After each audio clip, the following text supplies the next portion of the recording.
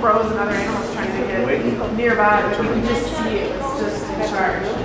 Right on top of it, looking around, and I thought, look at you. Yeah.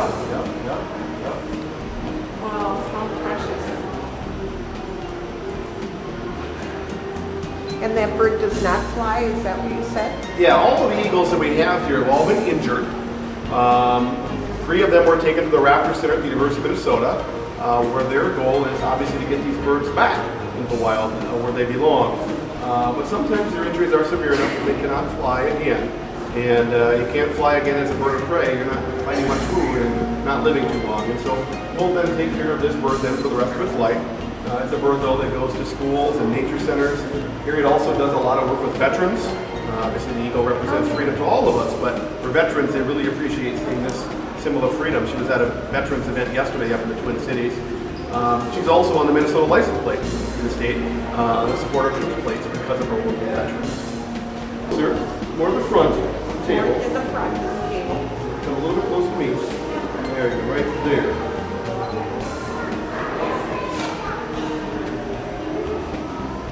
Now turn to look back. Turn to look back before you walk away.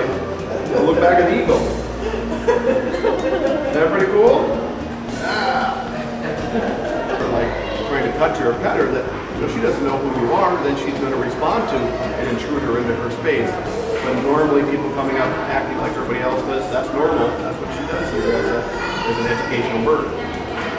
And if I'm not so concerned if she were to bite anybody either.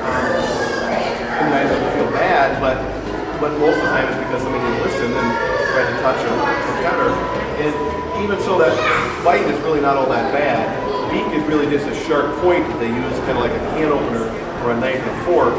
All the crushing power is in her talons.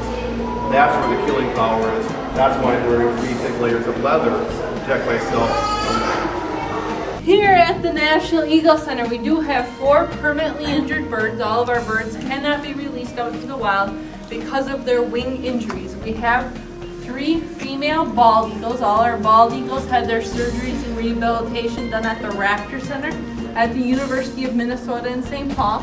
Our newest addition to our center is our golden eagle. This is Donald. And Donald came from California, so he traveled a little bit to get here. And he had all his surgery and rehabilitation done at UC Davis out in California, another large raptor facility. And he was actually found on the side of the road out in California, so they're assuming he was probably hit by a car. And he ended up breaking his right wing in 2 different places. So that is his injury. And Donald is an adult male golden eagle.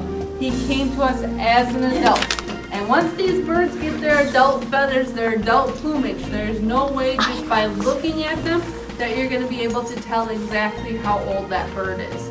So all I can tell you is that Donald is at least 5 years or older. He could be 5, he could be 10, he could be 15. We just have no way of knowing.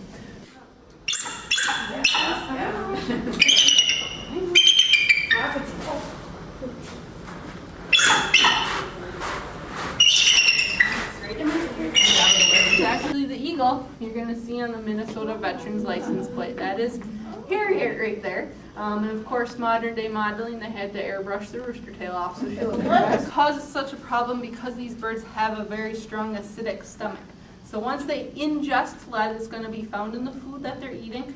It actually dissolves, gets absorbed into their bloodstream, and starts to affect the neurological development of the bird. Bald eagles are, pretty much found throughout the lower 48. The main concentrations areas are areas that have a lot of water. They rely on water. So a state like Arizona, even Colorado doesn't have a lot of water, so they have lower numbers of nesting eagles. But states like Minnesota, Wisconsin, Washington, Oregon, Michigan, and Florida, states that have a lot of water, have a fair numbers of eagles. Minnesota has over 1,300 nesting pairs of eagles. In the lower 48, we estimate 9,000 to 10,000 nesting pairs in the lower 48. Alaska has well over 10,000 to 12,000 nesting pairs. How much water do they consume? They will drink a little bit of water, but not a whole lot. These are very, very clean birds. So when she's done eating here, you see she's pretty bloody on her beak and on her talons and stuff. She's actually going to hop right in her back pan out there. She's going to clean off her talons, her beak, take a little drink of water, and if she thinks she's real dirty, she'll jump all the way in and start splashing everyone with water. They love the water. As long as they can touch the bottom, they're going to be in the water cleaning up and staying clean, drinking a little bit of it.